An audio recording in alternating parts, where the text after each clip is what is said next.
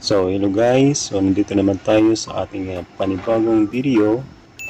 So nandito nga ako sa Buson Store para gumawa tayo ng ating helicopter equipment box, no? Kailangan natin ng box na to para ma-organize yung gamit natin doon sa helicopter. Yung mga maliliit lang naman na gamit para sama-sama sila sa isang lagayan.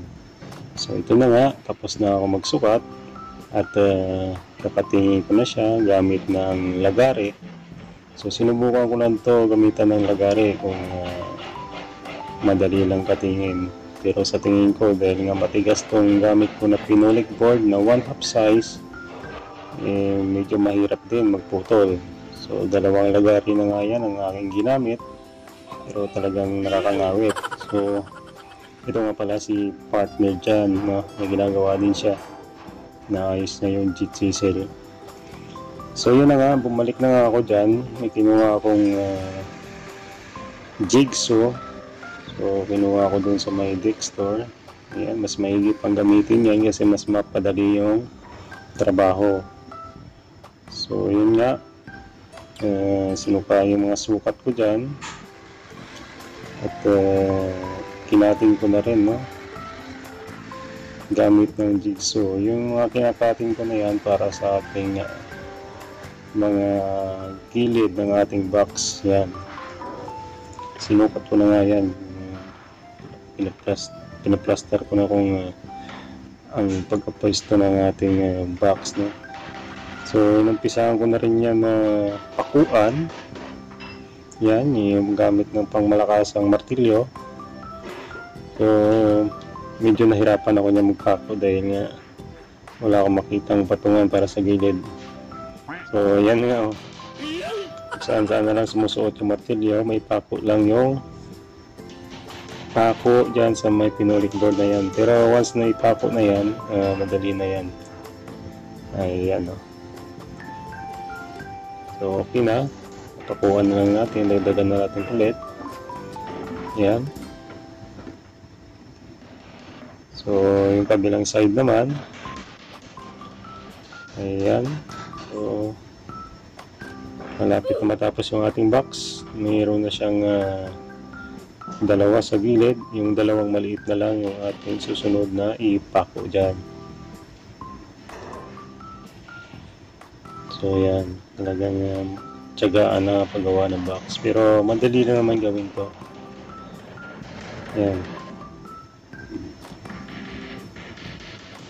So yan, pako pa, at saka isang side na lang yung natitira dyan, no? At mabubuo na nga itong ating box. Yan, yung dyan na lang na side. So konting pukpukan na lang yan, at yan, yari na yung ating box. So iba yan, 1/2 size na phenolic board. So ito naman yung marine plywood siguro ito na 1/2 din. So yan yung gagamitin ko pang takip sa ating box. So ginuhitan ko na nga para makating natin ng jigsaw at puputulin na nga natin ito, no, para matapos na natin yung ating ginagawang box para sa ating helicopter equipment. Importante kasi may lagayan para hindi kalat yung gamit natin dun sa midget, no? So mas madali natin na ma-check yan. So okay na nga yung ating box, no? Dinala ko na nga ito sa print store at pipinturahan natin ito ng kulay pula.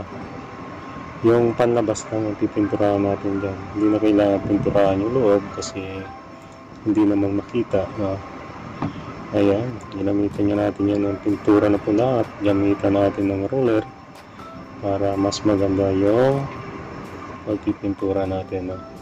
So yan na nga, yari na yung ating ginawang box. So papatuyuin na lang natin yan. At ito na nga, lalagyan natin yan ng bisagra o hinges. So binigyan ako ni boss ng bisagra. Salamat mo sa bisagra mo. At ikakabit na nga natin yan sa ating ginawang box. So ito na nga, yari na ang pagkakabit natin ng bisagra. At ang susunod natin na gagawin dyan ay kailangan natin yan i-stencilan, no? Lalagyan natin ng pangalan ng helicopter equipments. So may nagawa na akong stencil at nag-umpisa na ako mag-stencil gamit ng puting pintura. Yan, malapit na matapos yung ng helicopter. At ang susunod natin dyan ay ang equipment. Ayan. So, yan lang. Dut-dut lang ng dut-dut lang hanggang sa makompleto natin lahat ng letra at mabuo yung stencil natin na helicopter equipments. So, yan na nga, oh. Tapos na. Tapos na yung stencil natin sa gilid. So, kailangan naman natin stencilan yung pantaas. At yan na nga. Natapos na rin ang pantaas natin na stencil. So, pwede na natin yan ihatid doon sa midship store, doon sa may lagayan ng mga helicopter equipment natin, no? So, tara, punta tayo dun sa midship store. At ito nga na ako sa midship store. So, nandyan lahat na talaga yung gamit natin para sa helicopter. Ayan. So, ilalabas ko muna lahat ng maliliit na gamit dyan. Isa-isahin ko.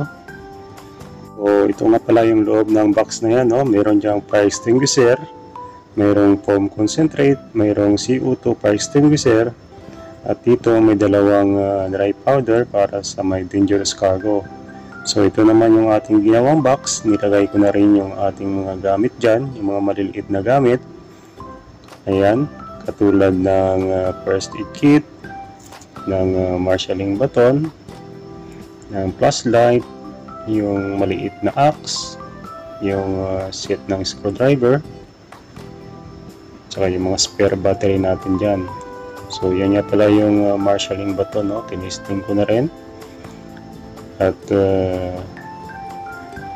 nandyan na rin yung ating mga visibility vest, no? Yung 2 piraso. So nilagay ko na rin dyan yung fire blanket at yung 2 visibility vest nga natin, no? So kasama yan sa ating listahan, no? So ilalagay na rin natin dyan yung checklist para hindi tayo mahirapan kung sakaling mag-check tayo ng gamit dyan sa loob ng ating box na yan.